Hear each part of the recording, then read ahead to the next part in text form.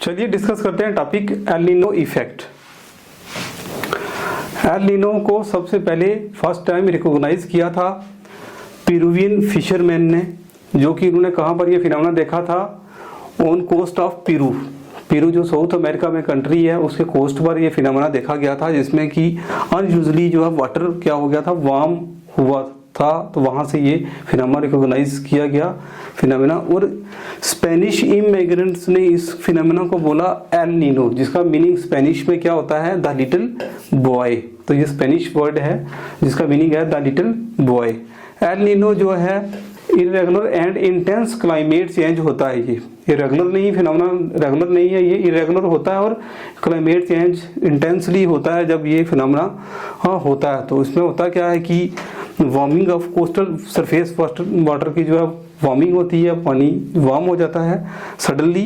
और L Nino event में is not a regular cycle. ये रेगुलर साइकिल नहीं है कि 2 साल के इंटरवल में या 4 साल के इंटरवल में आता रहे। ये कभी भी जो है ये प्रिडिक्टेबल नहीं होता, इरेगुलरली जो है 2 से 7 सालों के बीच में ये जो है इंटरवल में ये आता है, ये फिनोमेना आता रहता है। और लगभग फिर 1 साल तक ये जब आता है तो 1 साल तक ये एल नीनो का जो है इफेक्ट चलता है, फिनोमेना प्रोसेस चलता है। इस फिनोमेना को समझने के लिए कुछ चीज़ें हमें याद रखनी होंगी। तो उसमें एक तो है कि जो वार्म वाटर है, वार्म वाटर जो है वो लेस डेंस होता है, लेस डेंस, विच मीन्स कि उसका वेट क्या होगा, वेट भी लेस होगा। और जो कोल्ड वाटर है, कोल्ड वाटर डेंस होगा, मोर डेंस, तो उसका वेट भी क्या होगा, मोर, वेट भी क्या होगा, ज़्यादा। तो जिसकी वजह से जो वार्म वाटर है वो सरफेस पर होता है और कोल्ड वाटर नीचे रहता है। अगर हम इस तरीके से अगर देखें, ये वाटर है तो ऊपर क्या रहेगा, ऊपर रहेगा वार्म वाटर और नीचे क्या होगा, कोल्ड वाटर। तो ये चीज़ होती है जो कि हमें याद रखनी है इस फिनोमेना को समझने के लिए। अर्थ अपनी एक्सिस पर वेस्ट टू ईस्ट रोटेट करती है और ट्रॉपिकल विंड्स जो हैं वो ईस्ट टू वेस्ट की तरफ ट्रेवल करती हैं। और इन ट्रॉपिकल विंड्स को कहते हैं ट्रेड विंड्स। और ट्रेड विंड का एल नीनो में बड़ा रोल होता है। इमेजिनरी लाइन जो अर्थ को डिवाइड करती है इनटू 2 इक्वल हेमिस्फीयर, उसको कहते हैं इक्वेटर। तो इक्वेटर ये जो है इमेजिनरी लाइन है जो कि अर्थ को 2 इक्वल हेमिस्फीयर में डिवाइड करती है। और इक्वेटर के जो नॉर्दर्न साइड का पार्ट होता है उसको बोलते हैं नॉर्दर्न हेमिस्फीयर, और इक्वेटर के साउदर्न साइड का जो पार्ट होता है उसको बोलते हैं साउदर्न हेमिस्फीयर। और जो फिनोमेना है होता है एल नीनो, वो अकर होता है इन साउदर्न हेमिस्फीयर। और साउदर्न हेमिस्फीयर में ही स्पेशली जो एल नीनो फिनोमेना एसोसिएटेड होता है with Pacific ocean. Pacific ocean में ये फिनोमेना होता है एल नीनो। साउथ अमेरिका में कंट्री है पेरू, जैसे हम देख रहे हैं ये साउथ अमेरिका है, तो उसमें पेरू में ये जो समुद्र के साथ लगा हुआ ये इलाका जो है इसको बोलते हैं Peruvian coast. El Nino phenomena को समझने के लिए पहले हमें ये जानना होगा कि जब एल नीनो नहीं आता उन ईयर्स में क्या होता है, और जब एल नीनो आता है तब क्या चेंजेस आते हैं। तो नॉर्मल ईयर में क्या होता है प्लस एल नीनो के ईयर में क्या चेंजेस होती हैं वो हम इसमें पढ़ेंगे। तो नॉर्मल ईयर में क्या होता है कि जो यहाँ पेरुवियन कोस्ट पर से जो है ट्रेड विंड के साथ जो है वार्म वाटर जो है ऑस्ट्रेलिया की तरफ जाता है, और कोल्ड वाटर क्यों नहीं जाता, वार्म वाटर, क्योंकि जैसे हमने पढ़ा कि वार्म वाटर जो है लेस डेंस होता है और ऊपर होता है सरफेस पर और कोल्ड वाटर नीचे होता है। तो क्या होता है कि वार्म वाटर इधर जाता है तो ये काफ़ी मात्रा में जाकर वार्म वाटर यहाँ पर इकट्ठा हो जाता है और यहाँ से फिर टेम्परेचर जो है बढ़ जाता है, जिसकी वजह से यहाँ पर इवेपोरेशन होती है, क्लाउड बनते हैं। और काफ़ी हद तक क्या होता है, नॉर्मल जो टाइम होता है उस समय नॉर्मल ईयर्स में काफ़ी ज़्यादा तक जो है यहाँ पर ऑस्ट्रेलिया में बारिश, इंडोनेशिया वगैरह जो कंट्रीज आती हैं इधर बारिश होती है, एज़ कम्पेयर टू जो है कि इस साइड साउथ अमेरिका वगैरह में जो है यहाँ पर ड्राउट लाइक कंडीशन रहती है यहाँ पर, और बारिश नहीं होती जो है नॉर्मल ईयर्स में, ऐसा होता है। तो इसमें नॉर्मल ईयर में हम क्या देख पा रहे हैं कि लो प्रेशर जो है वो डेवलप हो जाता है नॉर्दर्न ऑस्ट्रेलिया और इंडोनेशिया पर जो है लो प्रेशर होता है, और हाई प्रेशर डेवलप होता है toward the coast of Peru. तो हमेशा जो विंड जो है फ्लो करती हैं from high pressure to low pressure की तरफ। तो जो ट्रेड विंड्स हैं वो क्या करती हैं, पेरू से जाती हैं किस साइड, टुवर्ड द ऑस्ट्रेलिया की तरफ जाती हैं, जिसकी वजह से एज ए रिजल्ट क्या होता है, ट्रेड विंड्स जो चलती हैं पैसिफिक ओशन में वो स्ट्रांगली मूव करती हैं east to west side, Peru से ऑस्ट्रेलिया की तरफ जाती हैं। और ये ट्रेड विंड्स में जो है के साथ साथ वार्म सरफेस वाटर भी जाता है, जैसे कि हमने इमेज में उस पिक्चर में देखा। तो और उसकी वजह से बहुत सारा थंडरस्टॉर्म जो है वो आता है, कहाँ पर काफ़ी हद तक बारिश आती है ऑस्ट्रेलिया पर, जो ऑस्ट्रेलिया और इंडोनेशिया वगैरह का इलाका है वहाँ पर होती है। तो इसमें क्या होता है कि जो जब पानी बहकर जो है वार्म वाटर चला जाता है तो पीछे गैप क्रिएट हो जाता है। जैसे हम देख पा रहे हैं कि जैसे वार्म वाटर यहाँ से जाएगा तो यहाँ पर जो है वो वार्म वाटर यहाँ का जो जाएगा तो यहाँ गैप क्रिएट होगा, और उसको भरपाई के लिए नीचे से जो कोल्ड वाटर है वो भरपाई उसकी पूरी करेगा। तो जब ये कोल्ड वाटर नीचे से आएगा तो इसके साथ बहुत सारे न्यूट्रिएंट्स भी, जो फ्रेश न्यूट्रिएंट्स वो भी आएंगे, और न्यूट्रिएंट्स जब आएंगे तो यहाँ पर रहने वाले जो जैसे न्यूट्रिएंट्स आएंगे तो फाइटोप्लैंक्टन्स जो है वो ग्रो करेंगे, उनके साथ साथ जो है जूप्लैंक्टन और खासकर फिशेस जो है वो बहुत ज़्यादा जो मार्केट है वो फिशेस को काफ़ी हद तक जो बहुत सारा न्यूट्रिएंट मिलता है, खाना मिलता है, फूड चेन अच्छे से चलता है इस फिनोमेना में जब नॉर्मल ईयर चल रहे होते हैं। तो उस वजह से फिश मार्केट्स काफ़ी जो है ग्रो करती है ड्यूरिंग द नॉर्मल ईयर्स में। तो उसमें ये पेरू में ऐसा होता है। हम इस एनिमेशन से जानेंगे कि ये फिनोमेना जो नॉर्मल ईयर में क्या होता है और एल निनो के टाइम क्या फिनोमेना होता है। ये पेरुवियन कोस्ट है, तो यहाँ पर ट्रेड विंड्स क्या करती हैं, जो वार्म वाटर होता है जो कि लाइट वेट होता है उसको लेकर जाती हैं जो है ऑस्ट्रेलिया की तरफ, और ऑस्ट्रेलियन कोस्ट पर जाकर जब ये वाटर जो है इकट्ठा हो जाता है, एक्युमुलेट होता है बहुत सारा, और यहाँ से फिर क्या होता है इस वाटर की जो है वेपराइजेशन होती है। जैसे कि हम देख पा रहे हैं कि वार्म वाटर आया, ट्रेड विंड लेके आई है, और यहाँ पर वाटर की वेपराइजेशन हो रही है, और ये वेपराइजेशन के बाद वेपरेट होता है जब वाटर, तो बनता है क्लाउड। ऑस्ट्रेलिया के ऊपर क्लाउड बनता है और नीचे लो प्रेशर क्रिएट होता है, और जब क्लाउड बनता है और यहाँ पर काफ़ी हद तक जो है ये ऑस्ट्रेलिया हो गया, इंडोनेशिया वगैरह और ये वाली जो एडजेसेंट एरिया होते हैं यहाँ पर काफ़ी बारिश होती है।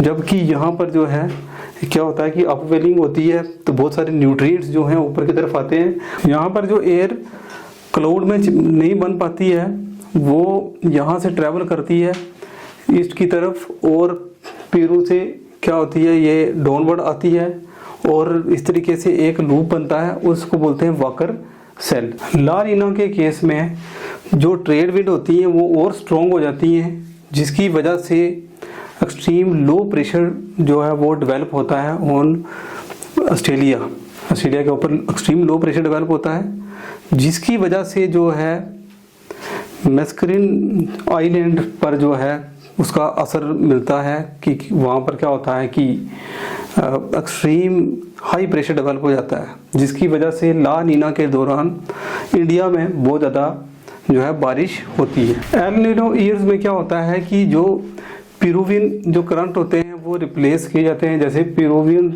की तरफ जो कोल्ड वाटर होता है इसको रिप्लेस करता है काउंटर इक्वेटोरियल करंट। तो वार्म काउंटर इक्वेटोरियल करंट आते हैं, जो कि पहले क्या हो रहा होता है कि जो वार्म वाटर है पेरुवियन कोस्ट से ऑस्ट्रेलिया की तरफ जा रहा होता है, लेकिन जब एल नीनो ईयर आता है तो वही जो है सिचुएशन रिवर्स हो जाती है, और वार्म काउंटर इक्वेटोरियल करंट जो है, जो पानी इस तरीके से इधर जा रहा होता है पेरू से ऑस्ट्रेलिया की तरफ, वो क्या हो रहा होता है वो रिवर्स हो जाता है, तो जिसको नाम देते हैं हम वार्म काउंटर इक्वेटोरियल करंट बनते हैं और पेरुवियन कोस्ट की तरफ आते हैं। वार्म वाटर जब आता है इधर पेरुवियन की तरफ, जिसकी वजह से लो प्रेशर पेरुवियन कोस्ट पर डेवलप हो जाता है पेरू की तरफ, और फिर क्या है बारिश जो है साउथ अमेरिका के पेरुवियन कोस्ट वगैरह में, साउथ अमेरिका में बहुत ज़्यादा बारिश होती है जब एल नीनो को जो ईयर्स होते हैं। तो नॉर्मली जो है वाटर करंट कैसे चलता है, वन वे मूवमेंट होती है वाटर करंट की, क्या होती है कि इससे वेस्ट की तरफ चलता है, जैसे अर्थ की रोटेशन के हिसाब से नॉर्मली वाटर ऐसे चलता है, लेकिन जब एल नीनो को होता है तो वाटर इधर की तरफ चलता है तो ये देखने को मिलता है और वार्म वाटर पेरुवियन कोस्ट की तरफ आता है। तो अब हम यहाँ पर देख पा रहे हैं कि जब एल नीनो आएगा, एल नीनो ईयर्स, तब क्या होता है कि ये जो ट्रेड विंड होती है वो वीक हो जाती है। ट्रेड विंड वीक हो जाती है तो जो वो कि काफ़ी हद तक जो है वार्म वाटर को ले जाकर ऑस्ट्रेलियन कोस्ट की तरफ ले जाती है, वो नहीं ले जा पाती। और अचानक क्या होता है कि उल्टा क्या होता है कि यहाँ से जो ऑस्ट्रेलिया से काउंटर इक्वेटोरियल करंट इधर वार्म काउंटर इक्वेटोरियल करंट इधर चलते हैं पेरुवियन कोस्ट की तरफ, जिसकी वजह से काफ़ी हद तक जो है वार्म वाटर यहाँ पेरुवियन कोस्ट की तरफ इकट्ठा हो जाता है और यहाँ पर लो प्रेशर डेवलप होता है और काफ़ी हद तक जो है यहाँ पर बहुत सारी ज़्यादा बारिश होती है। और इन ईयर्स में जो है कि जो कोल्ड वाटर नीचे से आता है वो नहीं आ पाता, वो अपने साथ न्यूट्रिएंट भी नहीं ले पाता, तो जो फिश इंडस्ट्री होती है उसको काफ़ी नुकसान होता है। जब एल नीनो के जो ईयर होता है तब काफ़ी नुकसान होता है पेरुवियन कोस्ट पर। इस एनिमेशन से जानते हैं कि एल नीनो के टाइम क्या होता है। तो जब एल नीनो होती है तो जो वार्म वाटर उधर जा रहा होता है वेस्ट की तरफ, वो ईस्ट की तरफ पेरुवियन कोस्ट की तरफ आने लगता है और जहाँ पर बहुत सारा वाटर जो है अकोमुलेट हो जाता है, जिसकी वजह से जो हाई प्रेशर यहाँ पर होता है वो लो प्रेशर बन जाता है और बहुत सारा वेपोरेशन होती है और यहाँ पर बारिश होती है। जबकि ऑस्ट्रेलिया में जाकर क्या होता है कि यहाँ पर सूखा पड़ जाता है, यहाँ पर हाई प्रेशर डेवलप हो जाता है, काफ़ी ड्रॉट कंडीशन बन जाती है, फायर लगती है, बुश फायर, बाकी जो है फॉरेस्ट फायर जो है कि इंसिडेंट्स देखने को मिलते हैं। तो वार्म वाटर जो यहाँ पर बहुत सारा इकट्ठा हो जाता है और इसकी वजह से बहुत सारी बारिश पेरुवियन कोस्ट पर होती है। तो जब यहाँ पर वार्म वाटर अकोमुलेट हो जाता है काफ़ी ज़्यादा, तो नीचे से जो कोल्ड वाटर है वो नहीं आ पाता, ऊपर न्यूट्रिएंट्स नहीं आ पाते, जिसकी वजह से जो यहाँ पर जो फिश मार्केट है उस पर बहुत ज़्यादा इफेक्ट पड़ता है। नॉर्मल ईयर्स में ला नीनो के टाइम और एल नीनो के टाइम इंडियन मानसून पर क्या इफेक्ट पड़ता है वो जानेंगे हम इस एनिमेशन के थ्रू। तो ये आइलैंड है माडागास्कर और माडागास्कर के ईस्ट में आता है मॉरिशस और मॉरिशस से भी थोड़ा सा ईस्ट साइड आता है मस्करीन आइलैंड। यहाँ पर ही हाई प्रेशर डेवलप होता है जो कि मानसून विंड्स को इंडिया में भेजता है और फिर मानसून आता है, काफ़ी बारिश होती है। तो ये जब और ये नॉर्मल ईयर में जब ऑस्ट्रेलिया के ऊपर लो प्रेशर होता है, जहाँ ला नीना के टाइम जब लो प्रेशर डेवलप होता है ऑस्ट्रेलिया के टाइम के ऊपर, तो इसकी वजह से क्या होता है कि काफ़ी हद तक जो है ये विंड्स को मस्करीन आइलैंड की तरफ भेजता है, जिसकी वजह से मस्करीन आइलैंड पर हाई प्रेशर और ज़्यादा डेवलप हो जाता है। तो हाई प्रेशर की वजह से यहाँ प्रेशर ग्रेडियंट पैदा होता है, यहाँ से विंड जाती है और यहाँ पर जो है बारिश होती है। ये होता है जब नॉर्मल कंडीशन होती है, जहाँ ला नीना के टाइम होता है तो काफ़ी मानसून आते हैं, बारिश होती है। और एल नीनो के टाइम क्या होता है कि ऑस्ट्रेलिया के ऊपर हाई प्रेशर डेवलप होता है। अब हाई प्रेशर जहाँ पर भी है, हाई प्रेशर जहाँ पर भी है, तो प्रेशर ग्रेडियंट में क्या है जो नहीं बन पाया और यहाँ पर मस्करीन आइलैंड पर प्रेशर जो है हाई प्रेशर वीक होता है, स्ट्रॉन्ग नहीं होता, प्रेशर वीक होता है, जिसकी वजह से एल नीनो के टाइम यहाँ पर जो है उतनी ज़्यादा बारिश नहीं होती इंडिया पर। इसका इफेक्ट पड़ता है कि कम बारिश होती है इंडिया और बाकी जो सब कॉन्टिनेंट कंट्रीज हैं वहाँ पर एल नीनो के टाइम, तो वहाँ पर सूखा पड़ता है। एल नीनो का इंडियन मानसून पर क्या इफेक्ट पड़ेगा कि ये क्या करेगा, डिक्रीज करेगा एग्जिस्टिंग हाई प्रेशर जो हो रहा होगा इंडियन ओशन के ऊपर, उसको हाई प्रेशर को क्या करेगा, डिक्रीज कर देता है एल नीनो।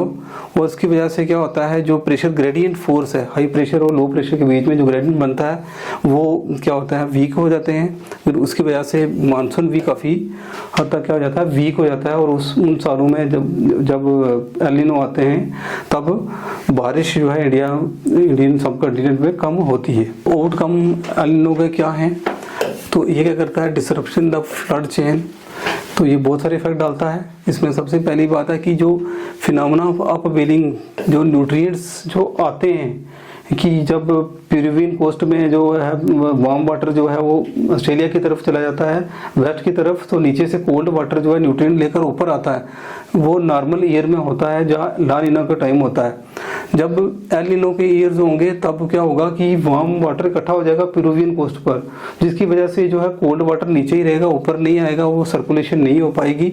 तो जिसकी वजह से न्यूट्रिएंट रिच वाटर जो है वो राइज नहीं जब करेगा, सरफेस की तरफ नहीं आएगा, तो उसकी वजह से क्या होगा कि जो फाइटोप्लैंक्टन्स हैं वो कम हो जाएंगे, उन पे डिपेंडेंट जो फिशीज़ हैं वो कम हो जाएंगी, और उसकी वजह से फूड चेन पर इफेक्ट पड़ेगा, बहुत सारा हायर लेवल के भी फूड चेन पर और फिश मार्केट पर भी इफेक्ट पड़ता है। इसके अलावा ओवरऑल इकोसिस्टम पर भी इफेक्ट पड़ता है कि जो वार्म वाटर है में इकोसिस्टम में किस तरीके से इफेक्ट पड़ता है कि जो वार्म वाटर में रहने वाले जो स्पीशीज़ हैं वो जो कोल्ड वाटर में रह पाते हैं वार्म वाटर में नहीं रह पाते, तो जब वार्म वाटर इकट्ठा हो जाएगा पेरुवियन कोस्ट पर तो उनको शिफ्ट होना पड़ेगा। इसके अलावा क्या है, alternation wind and water pattern की भी जो है अल्टरनेशन होती है, क्योंकि पैसिफिक ओशन जो है लगभग 1/3 ऑफ अर्थ का जो है इसको कवर करता है, 1/3 पोर्शन को कौन कवर करता है, पैसिफिक ओशन। तो जब यहाँ पर टेम्परेचर बढ़ जाएगा पैसिफिक ओशन में पेरुवियन कोस्ट की तरफ, तो जिसकी वजह से विंड पैटर्न और ग्लोबल वेदर पैटर्न में जो है चेंजेस आएंगी। तो इसके अलावा क्या है कि El Nino cause dry warm winter northern, जो नॉर्दर्न अमेरिका है या कनाडा का एरिया, वहाँ पर ड्राई विंटर जो है विंटर्स वगैरह होंगी, मौसम वहाँ सूखा रहेगा, ड्रॉट पड़ेगा, जबकि जो साउदर्न एरिया है यूनाइटेड स्टेट का वहाँ फ्लड्स वगैरह आएंगे, gulf coast south east united state वगैरह वहाँ पर क्या आएंगे, फ्लड्स वगैरह आएंगे, ज़्यादा बारिश होगी। इसके अलावा ड्राट और कहाँ पर आएगा, इंडोनेशिया और ऑस्ट्रेलिया के रीजन में भी क्या होगा, एल नीनो के टाइम सूखा पड़ेगा, इवन इंडियन जो सब कॉन्टिनेंट है वहाँ पर भी ड्राट कंडीशन होगी। क्या क्या इफेक्ट्स पड़ेंगे जो थ्रू आउट द वर्ल्ड की जो अलग अलग कंटिनेंट है वहाँ पर क्या इफेक्ट पड़ते हैं एल नीनो के, तो हैवी रेनफॉल होता है वेस्टर्न साउथ अमेरिका में, क्या इफेक्ट पड़ता है क्वेश्चन आए तो वहाँ पर तो ज़्यादा बारिश होगी साउथ अमेरिका में, जो पेरुवियन वगैरह एरिया है उस वहाँ पर, और ड्राट और ड्राईनेस रहेगी ऑस्ट्रेलिया और साउथ ईस्ट एशिया में, जैसे कि हमने पढ़ा। इसके अलावा ड्राईनेस और ड्राट सूखा पड़ेगा सहेल रीजन, हैवी रेनफॉल होगा ईस्ट अफ्रीका में, ज़्यादा बारिश होगी जो ईस्टर्न अफ्रीका, जबकि साउथ अफ्रीका में जो है वहाँ पर सूखा पड़ेगा। इंडियन सब कॉन्टिनेंट में भी ड्राट रहेगा, हैवी रेन फॉल होगी सेंट्रल एशिया में, हैवी रेन ईस्ट एशिया में भी रहेगा, हैवी रेनफॉल इन साउदर्न जो नॉर्थ अमेरिका है, जो साउदर्न वाली अमेरिका जो पेरुवियन वगैरह एरिया है वहाँ पर काफ़ी ज़्यादा बारिश होगी, और drought in northern south America and central America. अगर नॉर्दर्न अमेरिका की बात करें या कनाडा वगैरह रीजन की बात करें वहाँ पर क्या रहेगा, सूखा पड़ेगा, और जो हायर एवरेज टेम्परेचर जो है वो टेम्परेचर भी जो है वो बढ़ेगा, एवरेज टेम्परेचर भी थ्रू आउट द वर्ल्ड क्या है वो भी बढ़ेगा। अब इसके साथ साथ ही कंपैरिजन थोड़ा भी कर लेते हैं, डिफरेंस देख लेते हैं एल नीनो और ला नीना में क्या जो है डिफरेंस हैं। तो पहली बात है कि एल नीनो का मीनिंग होता है the little boy in Spanish, जबकि ला नीनो को कहते हैं the little girl in Spanish. L Nino और ला नीनो जो है अपोजिट फिनोमेना होते हैं। साथ साथ में इसमें क्या होता है, जब एल नीनो आता है तो warmer than the average temperature से जो टेम्परेचर है वो ज़्यादा होता है, जबकि ये क्या है colder than the average temperature. La Nina में टेम्परेचर क्या है कम रहता है, कोल्डर होता है। तो वीकर ट्रेड विंड्स जो हैं वो वीक होती हैं, तब ला नीना आता है। जब ट्रेड विंड वीक हो जाए तो फिर काउंटर इक्वेटोरियल करंट्स वाटर आते हैं जो पेरुवियन कोस्ट की तरफ आते हैं, तो ट्रेड विंड वीकर हो जाती है, जबकि ला नीना के दौरान क्या होता है ट्रेड विंड स्ट्रॉन्ग होती हैं। रेनफॉल जो है इन सम एरियाज में जब ड्रॉट वगैरह बढ़ जाता है, यहाँ पर भी वैसी ही कंडीशन रहती है, कहीं ज़्यादा बारिश होती है, कहीं कम होती है, कहाँ होती है ज़्यादा कहाँ कम होती है हमने वो देख लिया, पढ़ा इसको। वार्मर ग्लोबल टेम्परेचर वार्मर रहता है, जबकि ला नीना का टाइम कूलर रहता है global temperature. Warm water pulling जो है सेंट्रल और ईस्टर्न पैसिफिक में वार्म वाटर रहता है, जबकि कोल्ड वाटर रहता है जब ला नीना आता है। तो नेगेटिव इम्पैक्ट जो है फिशरीज पर पड़ता है, जैसे कि हमने पढ़ा कि अपवेलिंग ऑफ न्यूट्रिएंट्स नहीं हो पाते, मूवमेंट ऑफ कोल्ड वाटर नहीं हो पाता पेरुवियन कोस्ट पर, उसकी वजह से फिशरीज पर बहुत ज़्यादा इफेक्ट पड़ता है ड्यूरिंग एल नीनो, जबकि ला नीना के दौरान पॉजिटिव इम्पैक्ट रहता है, फिशरी पर ज़्यादा जो है मूवमेंट हो पाती है वाटर की भी और न्यूट्रिएंट्स की। ट्रॉपिकल साइक्लोन की क्या होती है, फ्रिक्वेंसी और इंटेंसिटी जो है वो बढ़ जाती है ट्रॉपिकल साइक्लोन की एल नीनो के दौरान। वो ट्रॉपिकल साइक्लोन की यहाँ फ्रिक्वेंसी और इंटेंसिटी कम रहती है ड्यूरिंग ला नीना के दौरान। ग्लोबल वेदर पैटर्न में क्या चेंज आता है कि disruption in weather pattern globally जो वेदर पैटर्न है वो ख़राब हो जाता है, चेंज हो जाता है। तो इसमें भी जो है ला नीना के दौरान भी डिसरप्शन होती है ग्लोबल वेदर पैटर्न में नॉर्मल से। इस टॉपिक के रिलेटेड कुछ क्वेश्चन भी पूछे जा सकते हैं, उनको थोड़ा सा हम कवर करते हैं, इससे और भी टॉपिक क्लियर होगा। तो इसमें एल नीनो क्या होता है, ये वेदर रिलेटेड फिनोमेना है जो characterized by the warm oceanic temperature in the Pacific ocean. तो पैसिफिक ओशन के साथ जुड़ा हुआ फिनोमेना है जहाँ पर पानी का जो टेम्परेचर है वो बढ़ जाता है, वार्म हो जाता है, तो उस फिनोमेना को बोलते हैं एल नीनो। और which oceanic region experience warming during El Nino, तो कौन सा ओशनिक ओशन है जहाँ पर ये फिनोमेना होता है, तो central and eastern Pacific ocean में ये फिनोमेना देखने को मिलता है। फिर क्वेश्चन आता है कि what is opposite phenomena of El Nino, El Nino के अपोजिट क्या फिनोमेना होता है, ला नीना। आंसर है La Nina. How often does El Nino typically occur, तो कितने सालों में, कितने इंटरवल में ये एल नीनो जो है फिनोमेना होता है, तो 2 से 7 सालों में ये फिनोमेना अक्सर होता है। और फिर जब होता है तो लगभग 12 मंथ्स तक ये चलता है, लगभग 1 ईयर तक ये चलता है एल नीनो का जो फिनोमेना है। नेक्स्ट क्वेश्चन है what are some effects of El Nino on global weather pattern. तो हमने पहले भी ये पढ़ा कि कुछ कंट्रीज में सूखा पड़ेगा, कुछ में ज़्यादा बारिश होगी। तो जो है increase rainfall in some region, जैसे पेरू या साउदर्न अमेरिका का जो पोर्शन है वहाँ पर क्या होगा, ज़्यादा बारिश होगी, जबकि ड्रॉट वगैरह होगा। ऑस्ट्रेलिया वगैरह जो कंट्रीज़ हैं वहाँ पर, तो इंडिया वगैरह में भी क्या होगा, ड्रॉट वगैरह होगा ड्यूरिंग दिस पीरियड। उसके अलावा क्या है कि which atmospheric phenomena is often associated with El Nino causing changes in wind pattern, तो कौन सा वो फिनोमेना है जो कि एसोसिएटेड है with El Nino wind pattern में, तो वो है सौदर्न ऑसिलेशन। आंसर है उसमें ट्रू फॉल्स में क्वेश्चन है कि El Nino event can lead to destruction of global fisheries and agriculture.